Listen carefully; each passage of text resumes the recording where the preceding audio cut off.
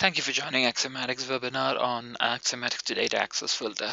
The agenda is pretty small. We just have three main bullets. The first one is a quick introduction to Axiomatics Data Access Filter for multiple databases, and then David will take over from me, which is actually the harder part of the demo of the webinar, and give you a live demo of some of the use cases that we typically see within the customer base, and take you through how to write the policies, how the effective policies are seen from a end user point of view, and kind of explain all the different features that you can expect to get from the data access filter product.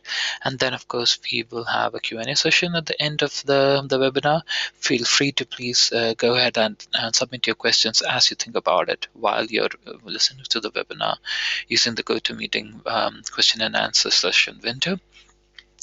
So without further ado, let's just dive into the different aspects of the presentation.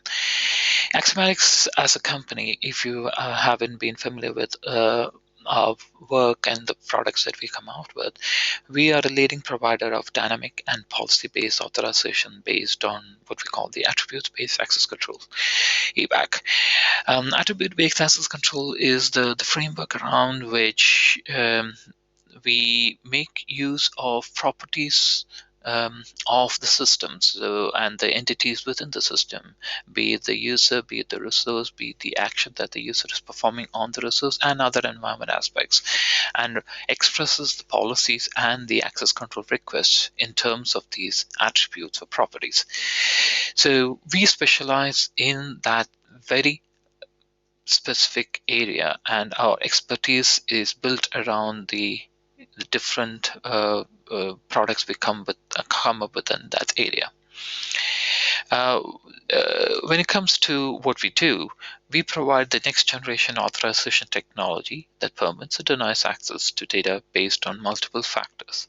So that could be, for example, who can access information, what kind of information can they access, when can they access this information, so the time of the day and other aspects around the time, where can they access the information from, so for example whether he can access it from a specific device, a specific network range, and so on, how, from which device, or where, via which APIs can the access be granted, and why, for what reason can they access information. For example, if you have strict need to know policies, you would be able to use products of Axiomatics to implement those need to know policies in a very strict manner. Now, moving away from the generics of what we are and that we do, if you look at the database world in general, you will see that from the olden times, the legacy backend database systems models had a one-to-one relationship where you typically have a user interface having a one-to-one relationship with the application, which then has a one-to-one relationship with the database, which what that means is there is always a simpler model of interaction between user or the interface that the user is using and the application and the database. This leads to simpler modeling of problems, simpler solutions, and simpler view of the overall world. However, in recent times, there has been an explosion in the various ways in which you can interact with the system. There are different interfaces which can talk to the same system. It could be the web-based interface, it could be the command line interface, it could be via APIs, and all of them can be used to connect to this application. And then the application itself can talk to the database in multiple different ways, or different applications can talk to the same database in multiple different ways. You could have new BI tools in application which talk to the database from a different channel. You could look at all the other different channels which can be used, for example, the cloud, through which you directly access the database without maybe going through a very specific application in mind. So as you can see, the actual data model and the use of this data in the databases have kind of exploded in the various permutations and combinations. However, if you see database security as such, you would see that the focus of the database security in the past has been on default accounts, users and roles, providing passwords, patching, privilege permission management, parameter setting, password management, profiles auditing, and listener security, and so on. So the kind of overarching theme about that is you protect the database. All the different schemes that you can think of from the past has been about protecting the database and providing access control. So that's where the dynamic data access filtering and masking capability of Axiomatics product comes into being. So typically, when somebody asks and say select all the records from a database, that's the most generic of queries you can think of. I mean, if from a user point of view, from a enforcement point of view, there should be magic happening, and this is a nice way of putting it. Magic happening on the backend system, such that only those things that a user is allowed and authorized to see should leave the database and reach the data user. So what that means is that somebody, of course, has to write policies, but then when somebody asks for the data, things should happen in the backend, and the user should be having a seamless access using existing applications without too many changes. If applications have to change, track with the systems have to change, that will always create friction, and that will always create, I would say, the notion that security is always tough and security is always confusing, and that should be removed. And our dynamic data access filtering and masking capability thrives towards providing that kind of seamless access to data while still making it secure. So, Sergio, it's fair to say that if we look at other solutions that provide or try to provide dynamic data filtering and masking, the main limitations that we address that they don't have is the fact that we are policy driven and that we're easily configurable and technology neutral, in the sense that, correct me if I'm wrong, Sergio, but I believe we can apply our technology to different database types, and that the configuration is in front of the database, not inside the database, which makes it easier to manage and audit. Is that correct? Indeed, yeah, that's right. So I mean, we are not the first that have been talking about database control. We have had almost all database vendors have some form of providing database access control. But of course, that means, as David said, it's vendor specific, technology specific. You have to muck around with a very specific language or the schema to make all these work. And that's always going to be a one-off job. And of course, you cannot kind of recreate that same thing on a different database model or a system. Right. There's a lot of subject matter expertise that would be required for each and every database. Indeed, and as you can see in the diagram there, the data access filter, Axiomatics Data Access Filter, sits before the database and after the application, kind of an ideal point where neither the application nor the database really have to be changed much. Of course, it would mean you have extra components in place, but they work seamlessly without you as a user or you as a database administrator having to change too many things on your side. So it's a bit like a firewall for databases in a way. In a way, indeed. But of course, it's much more than that. And as you would see in David's demo, it can look at a lot. It can, as David mentioned, it is policy-based, which is kind of what firewall does as well. But it can also be about the data in the database. So you kind of payload level lookups before you can access data and not. Right. So if you look at the next slide, you will see that for the policy-driven database security model that we are kind of pushing forward has got three main pillars. The first one, on which everything stands, is the attribute-based access control. And the idea of that being that you as a policy writer should be able to have a rich enough policy language to be able to express the required policies, the fine-grained requirements of your IT policies or your audit compliance policies in an easy to understand way. So you use attribute-based access control, which basically means you express your policies or restrictions on the properties of all the entities that's being involved, say the user, the resource, the time of the day, so environment, or the action, so for whether it's a select, whether it's an update, whether it's a delete, and so on and so forth.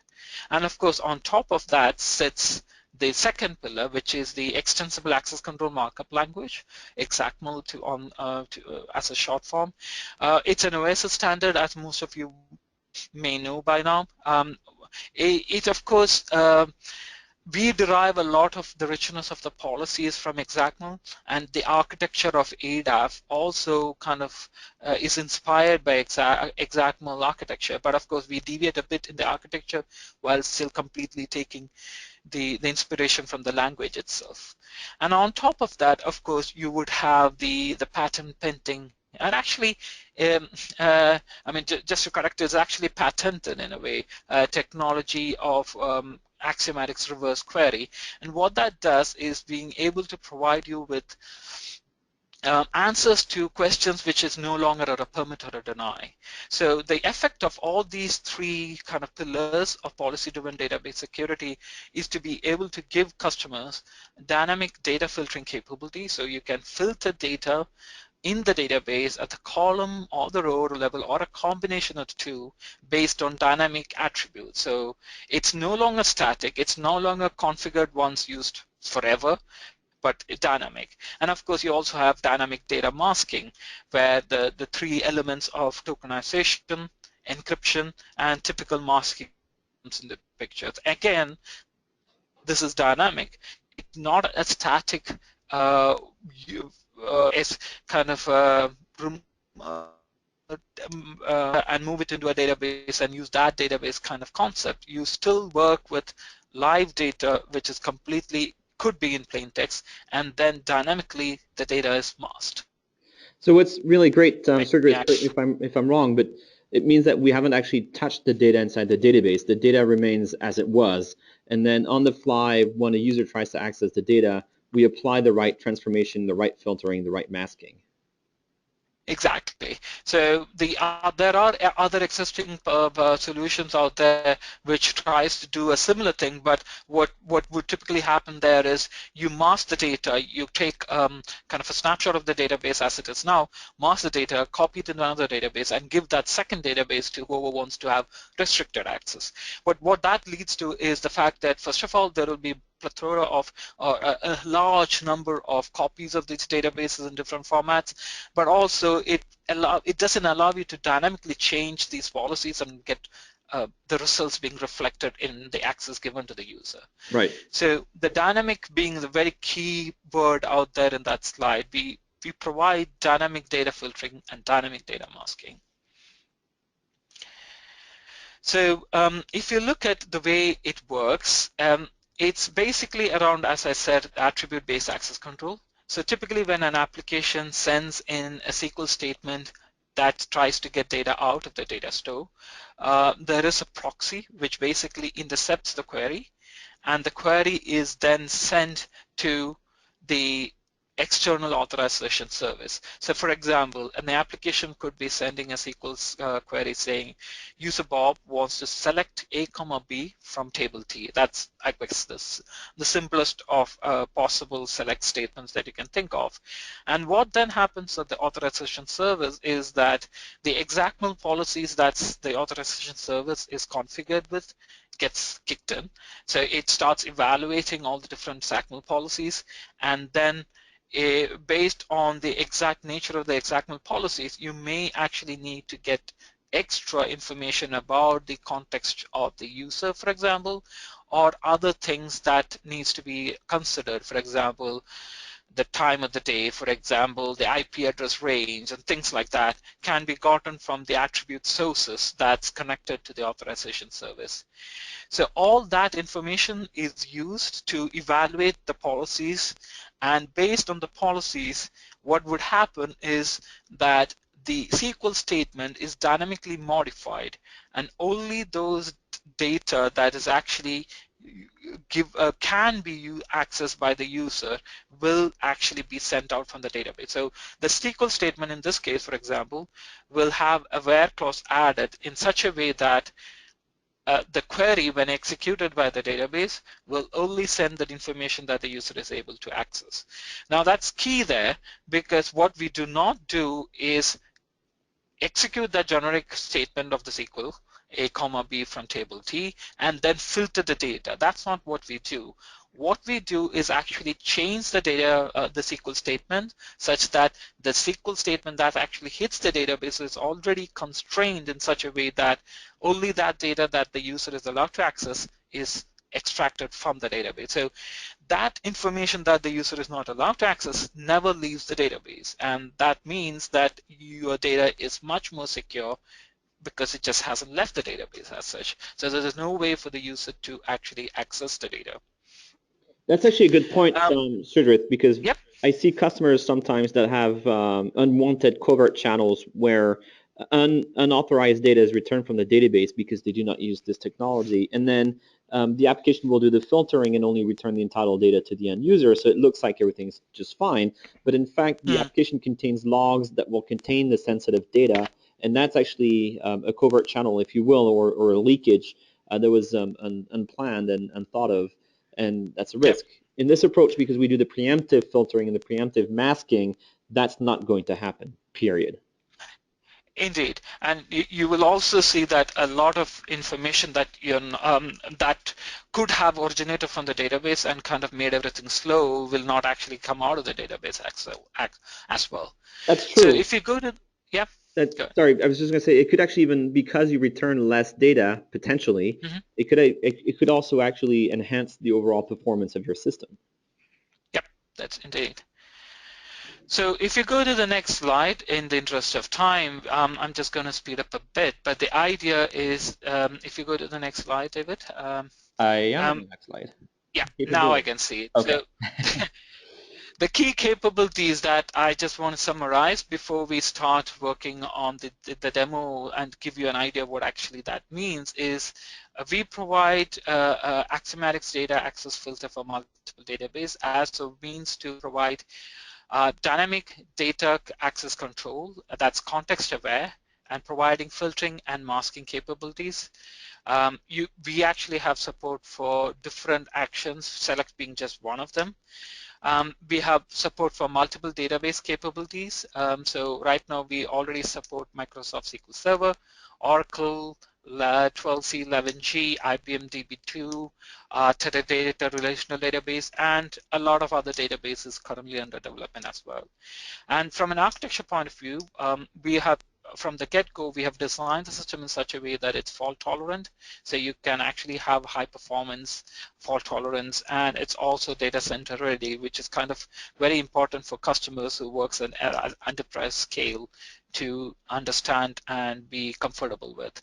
And of course, last but not the least, we are still standard based, making use of the powerful XACTML 3.0 policy for writing policies related to the access control. So I guess with that kind of a quick-ish introduction, I will hand over to David for you to take over the demo part of the webinar, David. Thanks, Thridrith. And I'll just add one point to your slide here. The fact that we use the same standard, Zach will look for this data filtering. It also means that we can reuse the same policies across multiple layers, all the way from the presentation tier down to the database tier. So you get, or you achieve, consistent, coherent authorization across your application tiers. That's very important indeed. Yeah. And on that note, Sridharth, let's go ahead and jump into a demo. So several times during your presentation, you said that our solution is policy-driven and attribute-based. So what we mean with that is that we're going to be bridging the gap between the business side of the company and the IT side of the company. Now, the business analysts will be able to write policies in plain old English. Here's an example on the slide. Only managers can access transaction data. In my demo, by the way, before I dive deeper, we're dealing with a banking scenario. We're trying to protect a table that contains transactions in a backend database. I happen to use SQL Server in this particular environment, sitting on the Windows Server 2008 R2. Now, my business analyst tells me only managers can access transaction data. Okay, anything else? Well, yes, of course. Other users can view transactions in their regions only. As a matter of fact, in my particular demo here, we're going to constrain it to tellers. So tellers can view transactions in their region only. No one can view approved transactions. So as soon as a transaction is approved, poof, it disappears from the view that users have of the data. That applies to managers, that applies to tellers, that applies to customers. Also, so far the first three examples are cases of data filtering, dynamic data filtering. Now we're going to introduce a bit of masking. Mask the amount field if the user does not own the transaction, okay? And anything else? Well, yes, of course. While you're at it, let's do a bit of PCI DSS and mask the credit card number when we return it from the database. Now, of course, in a traditional world, your IT admins would be going crazy, your DBAs wouldn't be too happy about implementing these different requirements. Bear in mind that these requirements evolve over time, so that every time you come up with a new requirement, you got to go back down in your database and reconfigure everything. It's very painful. So what we do here is, because we take a policy-driven approach, it is going to be very easy to deploy those new requirements one by one. And that's actually what we're going to do in this particular demo. So let's start with an environment where nothing is configured, or rather, let's start in an environment where everyone can view all the transactions. Now, to illustrate this point, I have a little portal in my backend, and this is a very simple web application. It's written using Java and JSP, nothing fancy. And that Java web app connects to a backend database using JDBC, and it retrieves data from the database. As you can see right now, I'm authenticated as Andrew. Andrew happens to be a customer in my environment. So he's not a teller, he is not a manager. And Andrew can go ahead and try to browse credit card transactions. If he does that, if I click on open, you can see that Andrew has access to a long list of transactions. I can view the ID of the transaction, the date, the owner, Joe Caputo, the amount of that transaction, the region the transaction was run in. So this was Stockholm, its status, its credit card. While we're at it, notice that, yes, I can view transactions that have been approved, and I can keep scrolling and scrolling and scrolling and scrolling and scrolling all the way to the end. I've got 100. David, this is where there's no policy at all currently in place. Correct. Well, actually, I have a policy, and the policy grants access to everything. So this is a good segue, Sridhar, to going to the policy management tool. So this here is the tool that we use to manage policies. And the policy that I have in place right now, if we look at it, is my banking step 1. Okay, and if I open that up, and let me take you to banking step 1. As you can see, I have a policy that contains a single rule, and it allows access. So everything is allowed. Simple. Yep. Obviously, that's the initial state. That's actually not what we want to have. So here you go. In these slides, we have a screenshot of what I just showed you in the policy management tool. Now, you can also see the sample data that's being returned. So in this particular screenshot, Alice was logged in. It doesn't matter who's logged in, whether it's Alice, Andrew, or another user. We can see all the data. Notice that in provision for the latest Star Wars release, we also have Chewbacca running some credit card transactions here, and very expensive ones at that. You can expect nothing less from you, David. I know. We thought Chewy would join us on the webinar, but his articulation skills are not very good. So here everyone can see everything. So how about we introduce a role-centric policy? Let's have a look at the role of the user, okay? This is going to be a role-based access control policy, and we're only going to allow access to all the transactions only if you are a manager. Alice is a manager, Andrew is a customer. Consequently, only Alice should be able to view all the data. This is what the policy looks like in the services manager. Okay, you can see here that now I've introduced a policy called managers can view all transactions. Inside of that policy, we check the user's role, and if it is equal to manager, then we grant access. If it isn't, then we deny access. So let's see what happens when I deploy my new policy. I'm going to go to my SQL filter service, to my ADAF management portal, and I'm going to deploy the new configuration. And that's going to be my banking step number 2. Open that up. apply my configuration. So you can see that in 2 clicks, I've deployed a totally new policy. If we want to browse the policy, we can go back to my Management tab, open Banking Step 2, and let's have a look at the transactions policy. You can see here, managers can view all transactions. You can see in the detail of the policy that I'm comparing my user's role to the value manager. So we're only giving access to those managers. And if I go to my demo app and I hit refresh, so I don't need to log out or log in. All I need to do is hit refresh. I lose access to the data. Andrew's a customer. Andrew no longer has access to my data. Okay, fine. What about Alice? Let me go ahead and log out, log in, choose Alice, browse credit card transactions, and we can see all the data.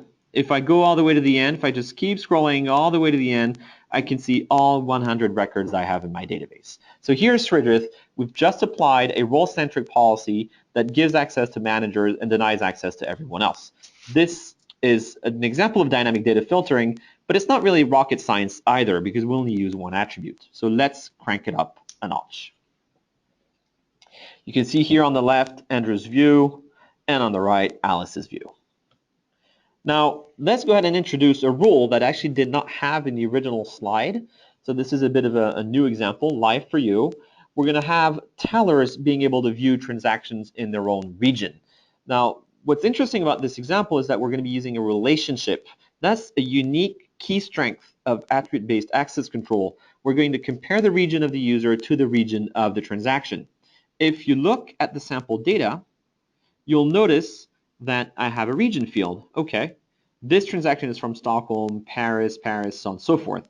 What I'm going to do is I'm going to deploy a new policy that will check the region and compare it to the user. I'm going to choose my new setup, Banking Step 3, open that up, apply the configuration. Let's go browse and see what the policy looks like. Banking Step 3. Okay, let's expand that. And you can see now that I have the manager rule as before, so the access for Alice is not going to change. She'll still be able to see everything.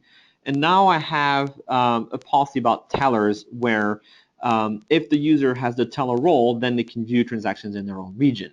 So it also means that for Andrew, nothing has changed. Andrew is a customer. But for Laura, then she will be able to access data in her own region. So if I hit refresh, nothing's changed for Alice. And I'm guessing Laura is a teller. Yeah, and Laura is a teller indeed, yes. If I log in as Andrew, poor old Andrew still doesn't have access to anything. If I browse transactions, nothing at all. And then finally, if I log out again and log back in, I'm having split personality issues in this demo. I can go ahead and browse credit card transactions, and lo and behold, check it out. All the data here belongs to London. Laura is based out of London. Bear in mind, by the way, that I can still see declined or pending or approved transactions. So I haven't filtered out based on that. But what matters here is that we've implemented the relationship. Laura belongs to London. She can only view London transactions. David, a quick question there. Yeah. The relationship, the fact that Laura is based out of London, or she's a teller. In the demo, we have it as part of the data in the database itself, maybe a different table itself. Isn't that correct? That is correct. But it could be that it's spread across other Active Directory services or LDAP services and so on, and we can still use them irrespective of where the data comes from. Indeed. So the user attributes in my demo, they come from the database as well. Usually, that's only for convenience purposes when I demo things, but usually they would come from an LDAP, an Active Directory, a SAML token, from many different identity sources. You're not limited to what you want to use. Perfect. And by the way, since you bring that up, if I did go to my backend system, welcome to the backend system, and I go look at my banking users, I can go ahead and change Laura and move her from London to, say, Paris. Okay. And if I do that on the fly, if I go back to my demo app and I hit refresh, Can you see how now she has a different view of the data? The transactions are not the same, and most importantly, you can see that the transactions all belong to Paris. This means that Yep. we dynamically, on the fly, check Laura's region, and then we filter the records. Right. And that's actually very interesting because we have customers who have requirements where the data related to certain aspects of their policies change every minute, maybe Mm-hmm. sometimes every hour. Mm-hmm. And the fact that these policies are relatively static and where that change happens is usually in the data around those attributes that reflect different views and different policies which comes into force. Yep. That's a unique point of ABAC in general, and for in this case the product as well. Absolutely. I mean, one of the key strengths is that the policy is generic, like you said. So if I, as a bank, I have an office in London and tomorrow I open one up in, say, Manchester, I don't need to write a new policy for Manchester. It's being picked up automatically by the first policy because the policy was generic. It was not in terms of London specifically, but rather it was in terms of the relationship between the user and the transaction. Also, this type of check that we're doing, this location check, that actually implements the regulations that we've seen in different jurisdictions. So for instance, the Monetary Authority of Singapore, the one in Jersey, the FCA in the UK, the SEC in the US, they all have regulations around who can access customer data based on their location. So this is a direct implementation of legislation in those countries. Still, Sridharth, you might say, well, David, your demo is all nice and slick, but it's not rocket science still. I mean, I want to see some data masking here. So let's go ahead and walk through a couple more examples. So here's the screenshot of Laura when she was in London. Here's a screenshot of Alice, and Alice can still view everything. Now, I'm going to go ahead and say that customers can view their own transactions. I mean, right now, Andrew feels a bit sad, and he doesn't have access to anything. So let me give him access very quickly. I'm going to upload my configuration 3.2, click Apply. Let's browse the policy and see what that looks like. 3.2. You can see, by the way, that in this tool, I can manage multiple versions of the same policy as they grow over time, so that's quite convenient. And you can now see that I have 3 parts to my policy, one for managers, one for tellers, and one for customers. So if you're either one of those 3, you will get some access to data.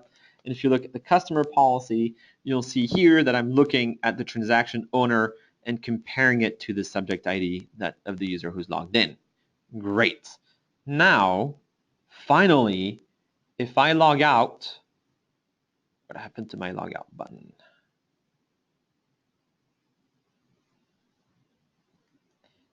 If I log out and log back in as Andrew,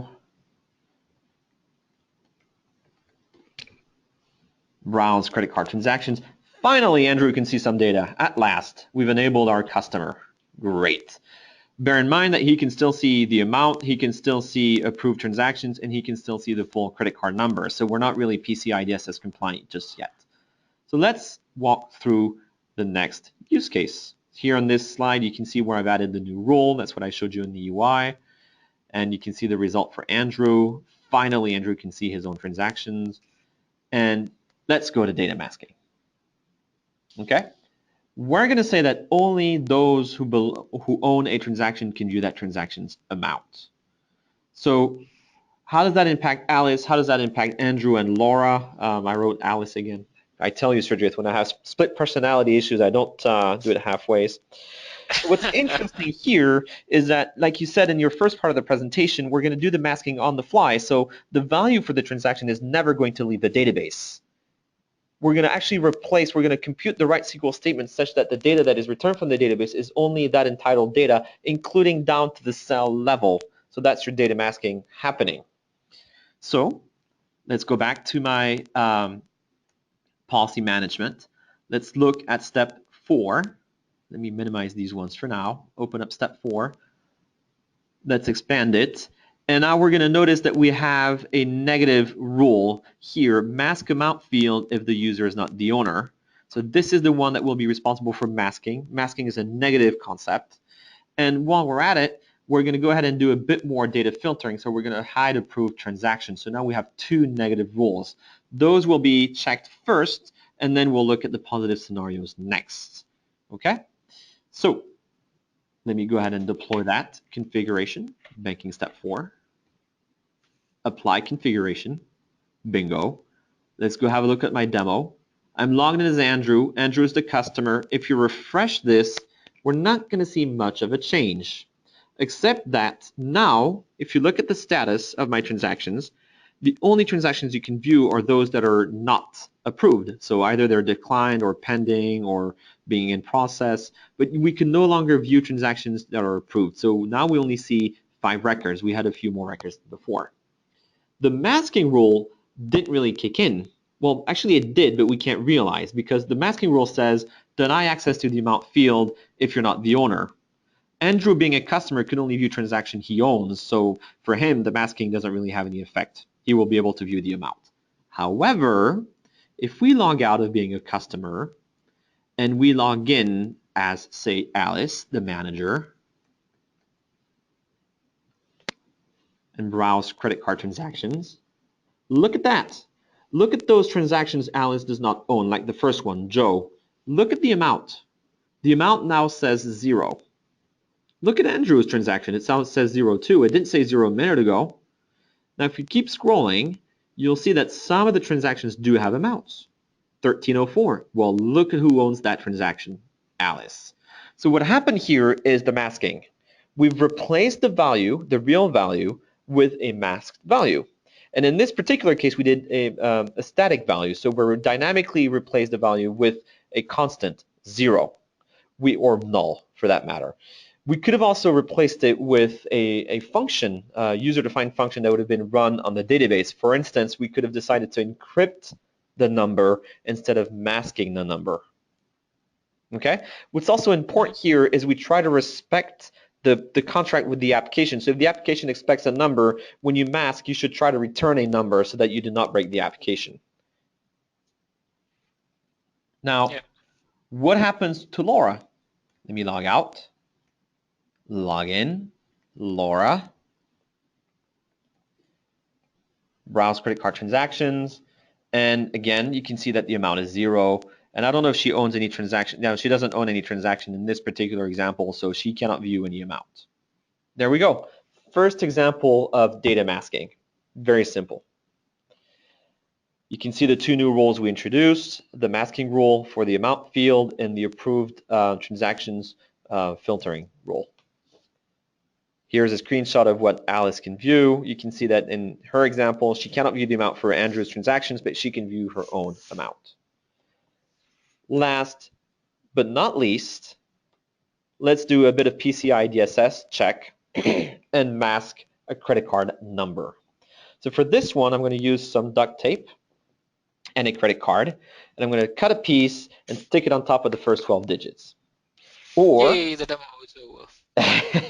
that works well. I should have a webcam and show you how I do it. Or on a more serious note, I could actually use the Axiomatics Data Access Filter and let that do it for me. So we're going to add yet another rule. It's going to be a negative rule. Again, mask the credit card number. I'm going to go back to my demo portal, expand banking step 5, open that up. And you can see here that I have a mask credit card number policy. Let me go deploy it inside of my data access filter, banking step 5, apply configuration changes, go back here. Now I'm logged in as Laura. It doesn't matter because that particular masking applies to everyone. I'm going to hit refresh, and look at that. The credit card number is now masked. And here it's kind of a cooler type of masking because what we did is we used a SQL function to keep the last 4 digits, and then we replaced the rest, the other digits, with a series of X's. So now we get. And we could have also done tokenization and just jumbled up the numbers or put 000 for the first 12 and so on. Yes, because as a matter of fact, when I was saying that when you mask the number, you want to make sure that you return a number so that you don't break the application. Well, the same is true of a credit card number. If you expect a credit card number, then you should return a credit card number. So maybe instead of using X's, you could use zeros or ones or tokenization, like you said. Yep. And that, Sridharth, wraps it up from a demo perspective. So just wanted to bring up two main things here, David. I think Mhm. the main takeaway from, I guess, the demo is the fact that you can do a whole lot of filtering for at the column and the row level, as well as masking dynamically on all the different aspects of the data. And also, if you have seen the demo before, you may not have seen it clearly enough, but here in this demo, you can see that the policy editing capability that we have is geared towards a non-technical user. So if you don't have to be an XAML guru or somebody who knows, who reads the XAML standards every day to know and use the product or write the policies, because we have tried to keep the edit simple as possible, and that should alleviate some of the pains that customers have when they start writing and getting into the ABAC frame of mind. Correct. I think we've seen a lot of rapid adoption in the last, I would say, 12 to 18 months because of the way we've simplified policy management. It makes it much easier for users to implement complex policies now. Right. Okay, so I guess we could start taking questions now, if there is nothing else that you want to cover, David. No, that's pretty much it. Thanks, Sridhar. So let me go ahead and open up our Q&A panel. Or I can read it out as well. So I guess the first question is about sometimes, okay, it's, I guess, a nomenclature question. Sometimes you refer to rules and sometimes to policies. Are they interchangeable terms, or do they talk about, are they different items from a writing and the enforcement point of view? Do you want to take that, David? Sure. No, they're pretty interchangeable. I say a rule, I say a policy. What I found straight with is that when I talk to customers, especially over the phone, if I say rule, they might confuse it with the word role, as in Mhm. manager or customer.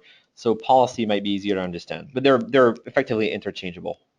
But there is one aspect though, David. If you look at, if you're a pure exactmal purist, Yep, then there is a slight difference, because what that means is a set of rules becomes a policy. So it's kind of a container on top of rules that make up the policy, that's and true. it's the rules which actually say yes or a no. Yeah. So if you look at the ZACWL standard, you're right. The policy is kind of the container, and the rule is the leaf element. And you can have as many rules as you like inside of a policy, and the rule is the one that says permit or deny. So if I go back to the policy editor, for instance, can Mhm. you still see my screen? Yep. Okay, so you can see here that I have a policy in blue, and that policy in blue contains 1, 2, 3, 4, 5, 6 rules. So the items that have the deny or the permit symbol, these are the actual rules that grant or deny access. But Yep. for from a modeling perspective or from a higher level perspective, it doesn't really matter what you call it. Sure. Indeed. Right. So the second question then is, does data access filter require a separate license? So this is more of a usage licensing point of view question. And the answer is yes, you do need a different product license, because it is a different product compared to the other products of Axiomatics, which is the Axiomatics Policy Server. So if you are a user of Axiomatics Policy Server, you have invested in XACML, and you want to now move that over to the database world, the ADAF is the product for you, and you would indeed need a separate license for using it. The third question I can see is regarding question about the capability, which is the demo itself. You say and you use examples of reading data from the databases. Mhm. So is ADAF generically only about reading data, or can you do access control on the other actions on databases as well? You can do either way. It's true that in my example, I only read data, but you could also apply the same authorization policies for, and I think you mentioned that earlier, Sridhar, in your presentation, that you could do it on inserting, deleting, updating data. So it Yeah. works for the CRUD actions. It's Yeah. also worth noting that if you want to write generic policies, you might want to actually have a common verb. Say you could say approve, and approve would map to update or insert. So you want to try to write your policies in such a way that they can be reused across your different layers. Right. So your reasoning is that when you're writing policies, try to keep it at the business application, business level logic Yeah, rather than database specific logic. yeah. I mean, one of the key Right. benefits is that your auditing piece and your access reviews will be made easier if you write good business policies. True. Indeed. Unfortunately, I guess that's all we have time for. We are kind of exceeded our set time. So if there are more questions, we will be able to answer that in the next, maybe a blog post or some follow-up that we have further down. But I think for now, that's it from us. Any last words from your side, David? No, I just want to wish everyone happy holidays and see you in 2016 for more adventures. Indeed. All right, thanks everyone. Thanks for joining, and hopefully you have learned a bit more about the Axiomatics Data Access Filter and the capabilities that come with the product. Thanks for joining us. Thanks. Bye now.